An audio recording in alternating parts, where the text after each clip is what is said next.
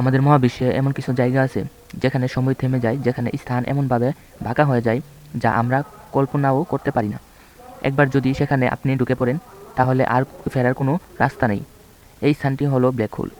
ধরুন আপনি একটি স্পেসশিপে করে ব্ল্যাক হোলের দিকে এগিয়ে যাচ্ছেন, তখন আপনার জন্য সময় স্বাভাবিক মনে হবে, কিন্তু যদি কেউ দূর থেকে আপনাকে দেখে সে দেখবে আপনি ধীরে ধীরে থেমে যাচ্ছেন, কারণ ব্ল্যাক হোল হলো বিশাল মহাকর্ষ। ব্ল্যাক হোলে বিশাল মহাকর্ষ সময়কে টেনে ধরে একেবারে বেন্ড করে দেয় এবং সময়কে প্রায় স্থির করে দেয়, যাকে বলা হয় টাইম ডাইলেশন।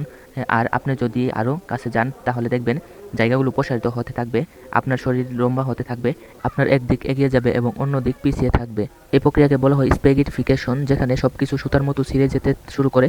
এবং একবার যদি আপনি ব্ল্যাক হোলের ইভেন্ট হরাইজন অতিক্রম করেন তাহলে আপনি আর কোনো দিন ফিরে আসতে পারবেন না, কারণ এখানে থেকে আলোও বের হতে পারে না। কিন্তু এখানেই কি সব শেষ, নাকি ব্ল্যাক হোলের অন্য প্রান্তে লুকিয়ে আছে আরও একটি মহাবিশ্ব, এবং ব্ল্যাক হোলের এত শক্তি কিভাবে আসলো? এসব বিষয়ে সম্পর্কে বিজ্ঞান কি এখনও অজানা? আপনার কি মনে হয় তা অবশ্যই কমেন্টে জানাবেন, এবং নতুন নতুন ভিডিও পেতে আমাদের চ্যানেলটি সাবস্ক্রাইব করে পাশে থাকবেন।